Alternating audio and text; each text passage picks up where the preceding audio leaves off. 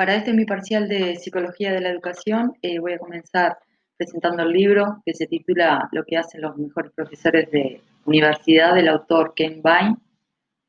Y a través de una serie de interrogantes, él trata de sintetizar una investigación de observación de la práctica y el pensamiento de lo que, a su entender, son los profesores exitosos por haber logrado que sus estudiantes obtengan los mejores resultados educativos. Tomando en cuenta la pregunta central del segundo semestre, ¿qué es aprender? Bueno, considero que, de acuerdo a los autores Ausubel y Pozo, que el conocimiento se construye, que el aprendizaje es una construcción, y en relación al libro de Vine, justamente muestra las experiencias de los profesores constructivistas.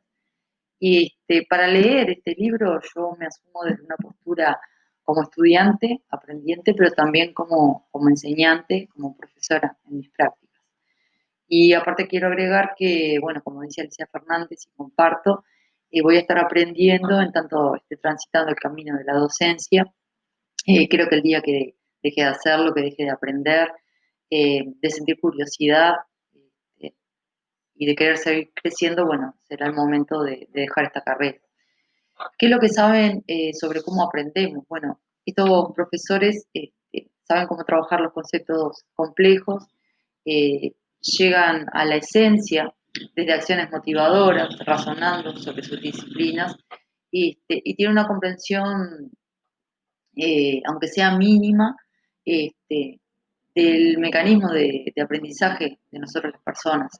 Eh, por lo tanto, tienen una capacidad para que el estudiante construya sus propios conocimientos y para ellos el aprendizaje de esta manera es duradero, es importante y también refleja a la persona que piensa, actúa y que siente. Eh, Ausubel, en su teoría del aprendizaje significativo, nos dice que eh, el material de aprendizaje debe tener algún significado lógico, o sea, que se relacione directamente con conceptos, con ideas o imágenes que los chiquilines ya tienen en su estructura mental. Se trabaja a partir de la experiencia concreta y cotidiana, el diario vivir, para después pasar al abstracto, al plano teórico, para que el aprendizaje sea significativo y tenga sentido para los estudiantes. ¿Cómo preparan las clases de estos docentes? Bueno, ellos cuentan con determinadas concepciones básicas de lo que entienden por enseñar y aprender y estructuran sus clases como esfuerzos intelectuales, desde los criterios de exigencia intelectual y además investigativa.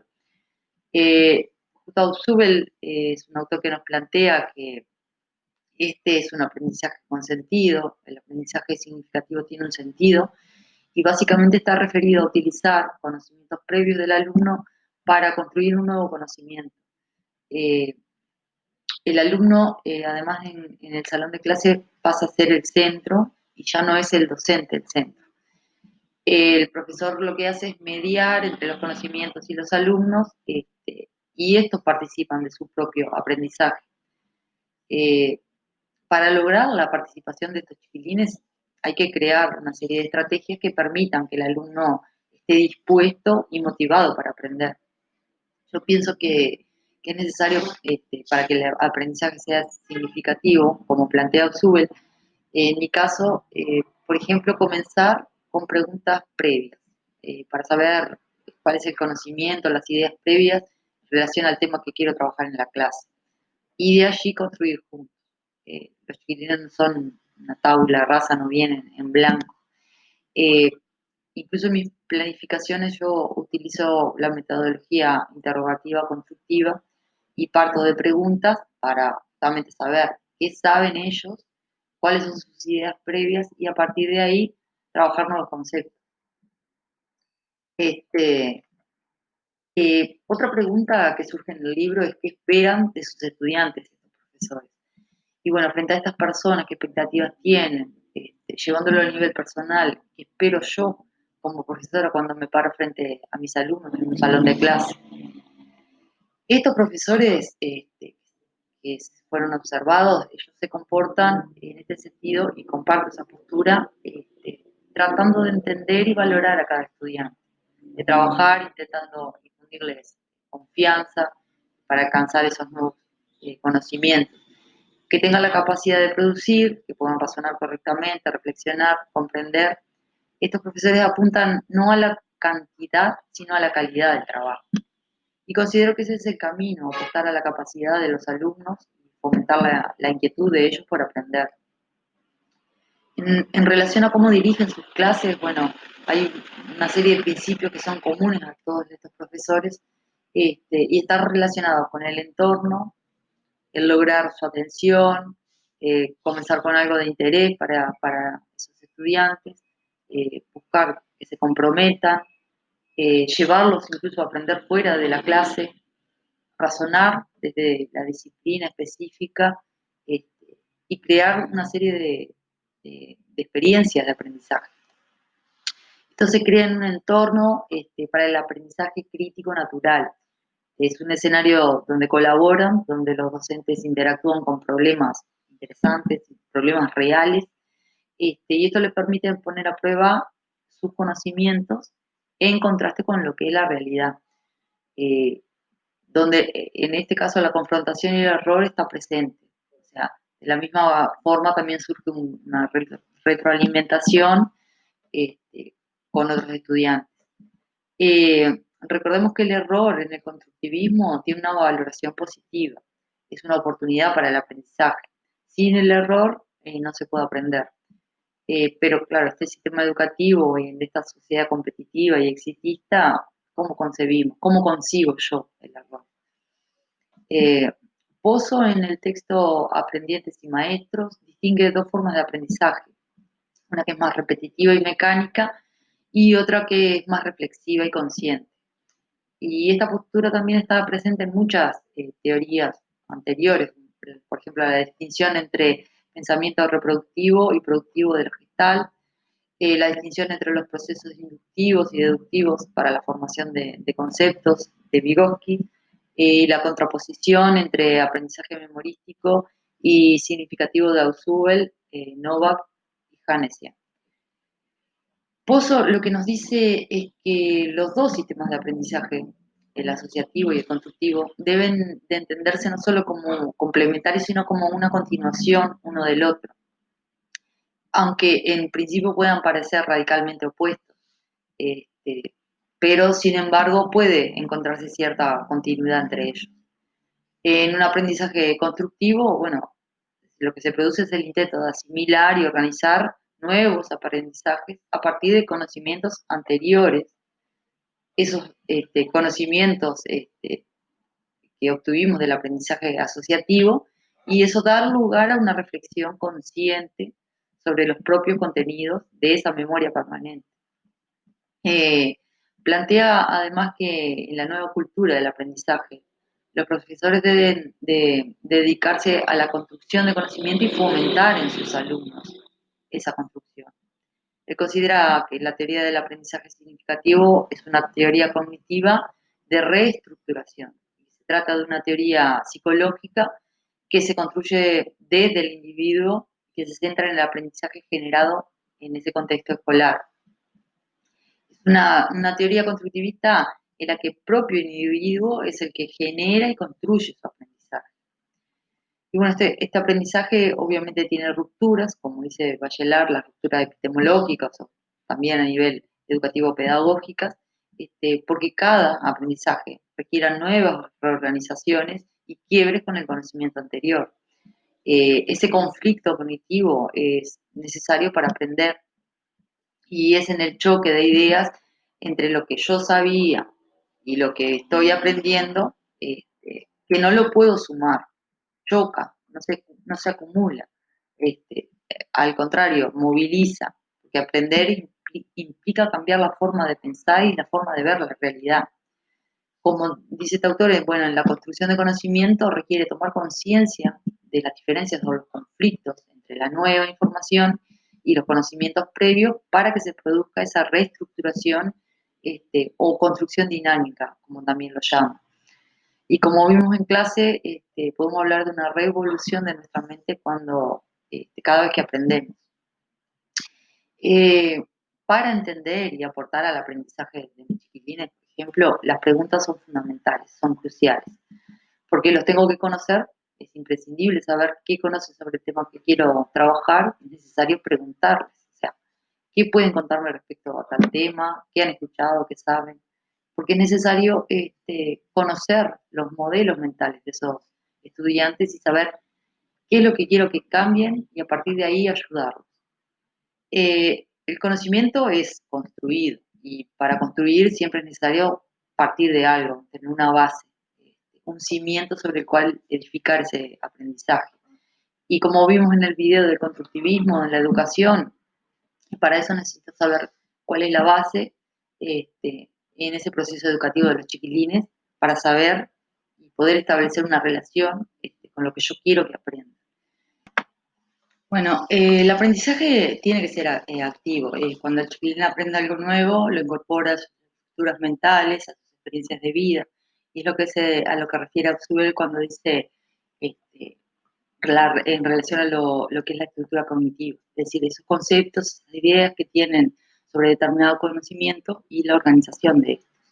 Bueno, en definitiva, ¿qué nuevas estrategias podría utilizar para averiguar lo que saben y esperan del curso mis alumnos? Es una pregunta interesante para a partir de ahí buscar a través de su respuesta conciliar sus expectativas y las mías como profesor.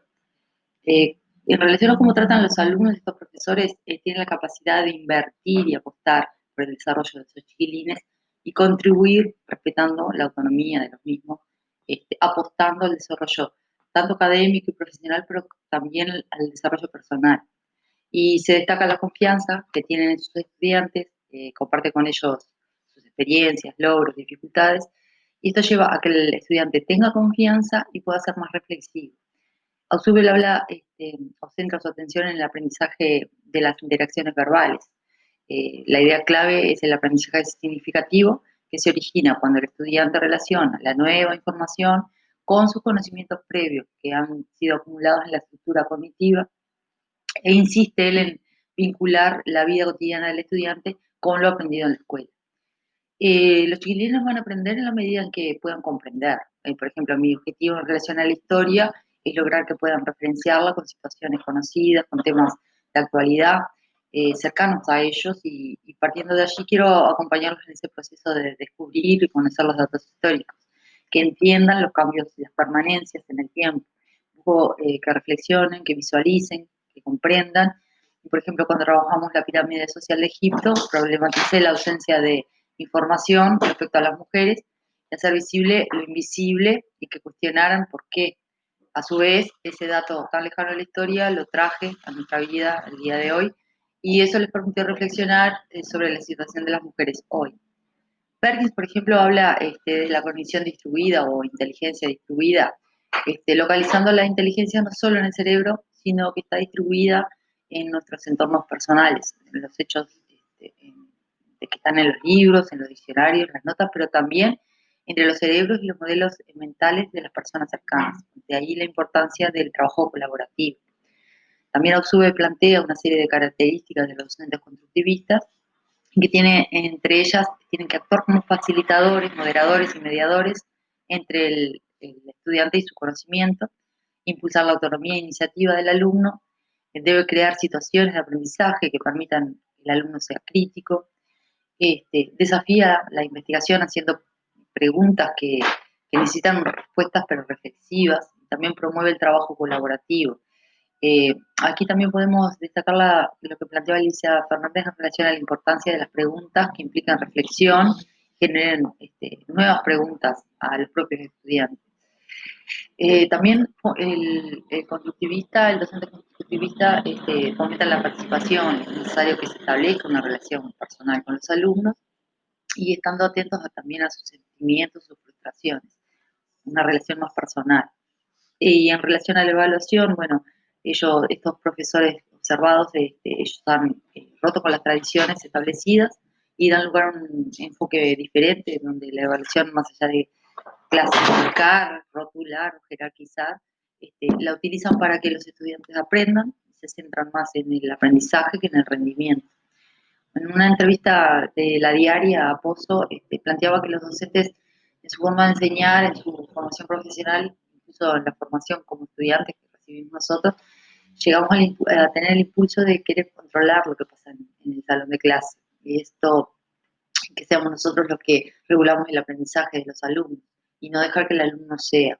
Y en este sentido, este docente no puede aceptar ni impulsar la autonomía y la iniciativa del chiquilín.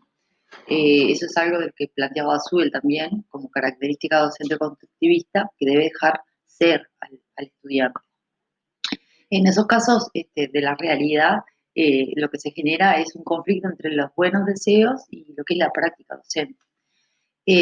Por eso en estas circunstancias, Pozo dice que es difícil que los alumnos gestionen su propio aprendizaje y además hay metas que están fijadas por el propio sistema educativo, la forma de evaluación, las tareas que hay que hacer. Entonces, todo esto implica también un obstáculo per se para este tipo de educación constructiva. La pregunta que me surge en este tema son cómo ayudarlos a gestionar su propio aprendizaje a los chiquilines. Creo que el docente en clase debe de tener una actitud horizontal hacia los alumnos, sin que ello implique una pérdida de autoridad. Y en la medida que logre mediar, acompañar, guiar en ese proceso de aprendizaje, ha cumplido su objetivo. Mi objetivo, por ejemplo, es aportar desde mi lugar en la educación para provocar cambios, para movilizar estructuras. Pero para eso es necesario conocer a los chiquilines, sus expectativas, ilusiones, y así sí lograr motivarlos y acompañarlos en el proceso educativo. La pregunta es, ¿cómo proporcionar a los chiquilines oportunidades para despertar la curiosidad? ¿Cómo lograr despertar el interés de estos grises? Cuando digo que quiero que construyan, ¿hago las preguntas correctas? ¿Les permito que me respondan abiertamente o tengo pensada la respuesta ideal? Eh, y si tengo esa respuesta ideal, ¿no será que yo los induzco a que me respondan lo que en realidad yo quiero? Bueno, los profesores de las experiencias que planteaba Bain en el libro creen que el aprendizaje involucra el desarrollo personal e intelectual. Eh, Nuestra capacidad de pensar, nuestra calidad como personas puede cambiar. Esos cambios siempre van a implicar un aprendizaje auténtico. Los profesores, estos profesores promueven el desarrollo intelectual y piensan cursos como forma de ayudar a los estudiantes a aprender, a razonar correctamente y que pueden cultivar hábitos de pensamiento para sus destrezas intelectuales en su vida. Eh, Eso es una pregunta que me inquieta también, cómo llegarles, cómo comunicarles, cómo lograr impulsarlos y estimularlos a pensar como un ejercicio para su vida, no solamente para la clase, para su vida. Creo que es necesario que los docentes demos importancia al tema de la comprensión, el razonamiento y las percepciones por encima de la memoria, el orden y todo lo que se destaca en una educación tradicional. Esas formas, entre comillas, que se plantean incluso hoy en el siglo XXI, que ya están perimidas, a mi entender. Y entre las estrategias para utilizar en un aprendizaje educativo, vimos en clase el aprendizaje basado en problemas de Linda Thor y Sarasage, también en el video de el aprendizaje basado en proyectos. En estos casos es importante la herramienta que permita a los estudiantes vivenciar situaciones y crear su propia forma de solucionar problemas o desarrollar proyectos. Y en el caso de las representaciones, el mapa conceptual de Novak puede ser una herramienta o estrategia de apoyo para el aprendizaje significativo. Eh, para el profesor constructivista, lo importante es el camino, el proceso, y no tanto el resultado.